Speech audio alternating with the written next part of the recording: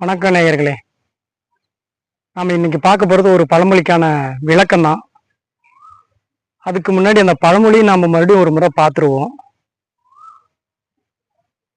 இந்த பழமொழி என்ன அப்படின்னா,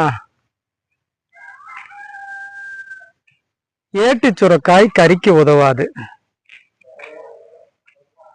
இதுதான் அந்த பழமொழி.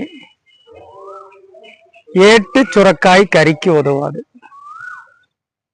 இந்த ஏட்டு சுரக்காய் அப்படிங்கிறது என்ன அப்படின்னு உங்களுக்கு தெரியுங்களா? அது சிறுவர்கள் 1வது 2வது இவங்கெல்லாம் படிப்பாங்க இல்லையா?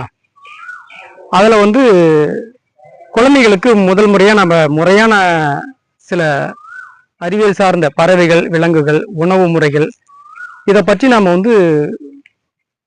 புத்தகத்துல அச்சிடப்பட்டிருக்கிற புத்தகத்துல பார்த்து நம்ம சொல்லி தருவோம். இப்ப விலங்குகள் அப்படின்னு சொன்னா ஆடு, மாடு, குதிரை, சிங்கம், புலி, கரடி இப்படி சொல்லிட்டு வரும். அதுக்கு அடுத்தது பறவைகள் அப்படின்னு சொன்னா கிளிகள், குயில், ஆந்தை, செம்பறவை இப்படி சொல்லிட்டு வருவோம். இந்த மாதிரி புத்தகத்தை பார்த்து நம்ம அப்படியே படிச்சு சொல்லிட்டே வரும்போது அந்த வரிசையில காய்கறிகளையும் நம்ம சொல்லிக்கிட்டு வருவோம்.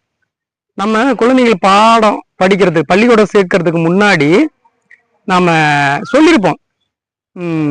கத்திரிக்காய், இதுதான் கத்திரிக்காய், இதுதான் சொரக்காய், இதுதான் வெண்டைக்காய் அப்படின்னு நம்ம சொல்லியிருப்போம்.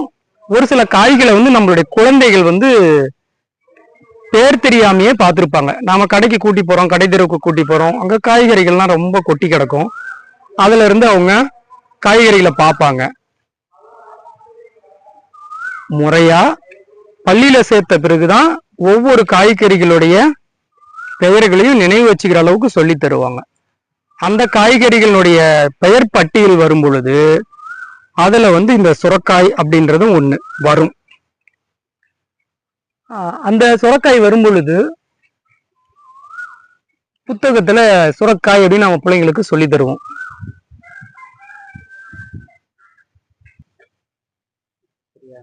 அப்படி அந்த பாட புத்தகத்துல இருக்கிற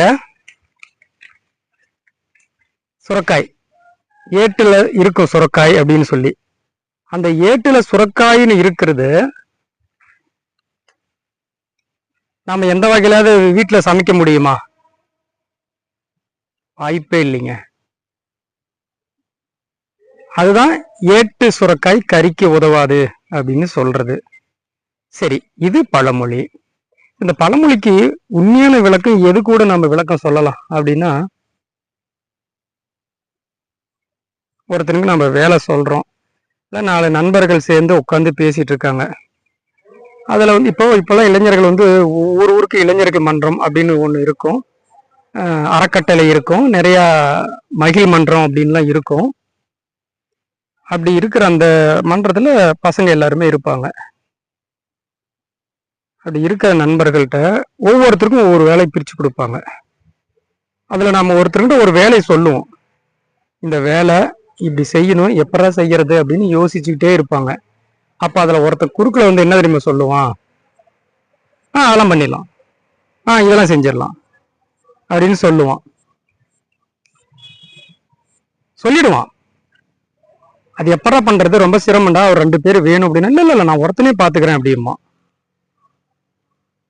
சொல்லுவான். எந்த வேலை சொன்னாலும் நான் போயிட்டு வந்துடுறேம்மா, நான் போய் கேட்டு வந்துடுறேன் அப்படிமா, இல்ல இங்க இருந்து நம்ம நண்பர் இருக்கான் கேட்டு சொல்லிடலாம் அப்படிமா, அப்படிதான் சொல்லிட்டே வருவான். ஆனா அவன் சொல்ற ஐடியாவெல்லாம் கொஞ்சம் யோசிக்க தோணும். இப்ப நடைமுறையில அதை செயல்படுத்தணும் அப்படின்னா அது கொஞ்சம் பெரிய சிக்கலாவே இருக்கும். அதுக்கு முன்னேற்பாடுகள்லாம் எல்லாம் செய்யணும். கூட நண்பர்கள் சொல்லுவாங்க, இந்த வேலை செய்யறதுக்கு நீ முன்னேற்பாடுகள்லாம் இப்படி பண்ணணும்டா அப்படின்னு சொல்லுவாங்க.